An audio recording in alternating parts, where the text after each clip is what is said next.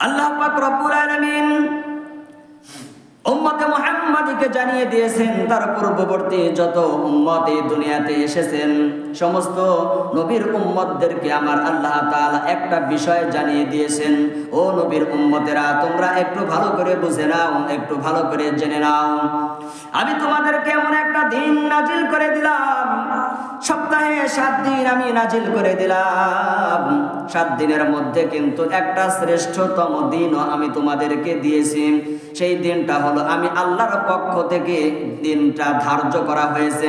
সেই দিনের নাম হলো ইয়াউমুল আরবাআ, অর্থাৎ শুক্রবারের দিন। কথা বলেন ঠিক কিনা বাবা? শুক্রবার এমন একটা গুরুত্বপূর্ণ দিন রে বাবা।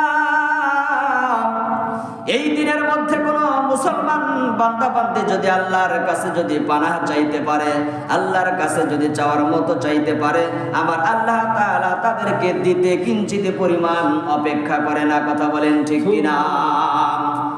ও বন্ধুগণ, আমার ভাইরা, আমার আল্লাহ পাক রব্বুল আলামিন বলেছেন জুমার দিন হলো শ্রেষ্ঠতম দিন। জুমার দিনে আমি আল্লাহ তাআলার কাছে পছন্দনীয় আমল আছে। এই আমল হলো জুমার দিন 2 রাকাত নামাজ জামাতের সাথে আদায় করা বাবা। যেই ব্যক্তি জুমার দিন আল্লাহ পাক রব্বুল আলামিনের হুকুম অনুযায়ী আমার আল্লাহ তাআলাকে খুশি করার জন্য যেই ব্যক্তি জুমার নামাজ জামাতের সাথে আদায় করবে রে বাবা, আমার আল্লাহ তাআলা ওই ব্যক্তির উপর অত্যন্ত রাজি এবং খুশি হয়ে যায়। চিল্লায়ে বলুন সুবহানাল্লাহ।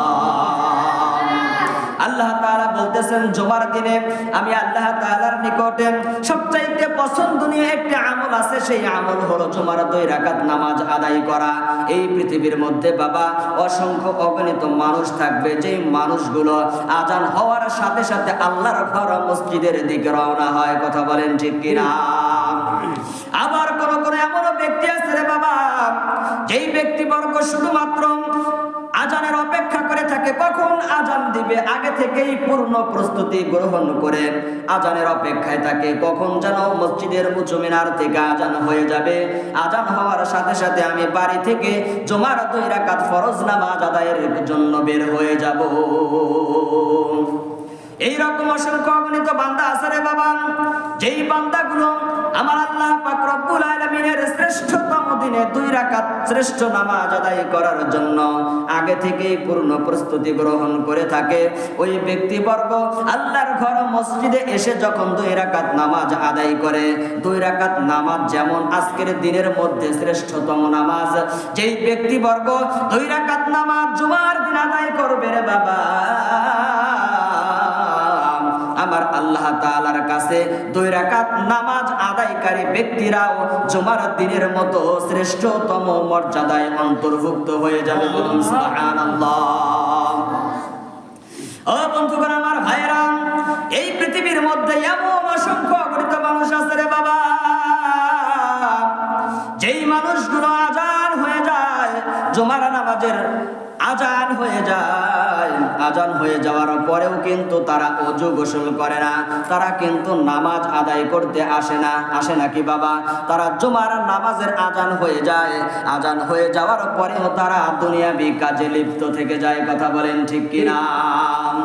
আমার আল্লাহ পাক রব্বুল আলামিনের হাবিব দয়াল নবী সাল্লাল্লাহু আলাইহি ওয়াসাল্লাম হাদিসের মধ্যে বলে দিয়েছেন, ও নবীর উম্মতের দল, আজান হয়ে যাওয়ার পর যদি কোনো ব্যক্তি দুনিয়াবি কাজে যদি লিপ্ত থাকো, যদি মত্ত থাকো, ওই কাজ তো কাজ হবেই না, ওই কাজটা বরং হারাম কাজে পরিণত হয়ে যাবে। কথা বলেন ঠিক কিনা?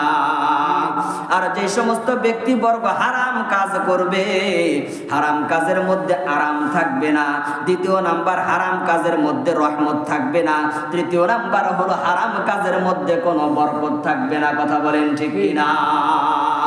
এই জন্য আমার বাবাজিরা, আমার বন্ধুগণ, আমার ভাইয়েরা, একটু ভালো করে বুঝবেন রে বাবা।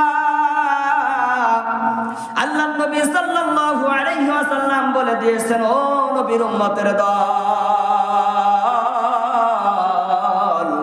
জুমার নামাজের আজান যখন হয়ে যায়, আজান হয়ে যাওয়ার পরে তোমরা যদি কোদাল দিয়ে যদি মাটি যদি কাটতে থাকো, আজান হয়ে যাবে যখন, যখন মসজিদের উঁচু মিনার থেকে আল্লাহু আকবার আল্লাহু আকবার তাকবীরের ধ্বনি যখন, ধ্বনির আওয়াজ যখন ভেসে আসবে, তখন কোদাল এইভাবে উঠাইছো, কোদাল নামানো যাবে না।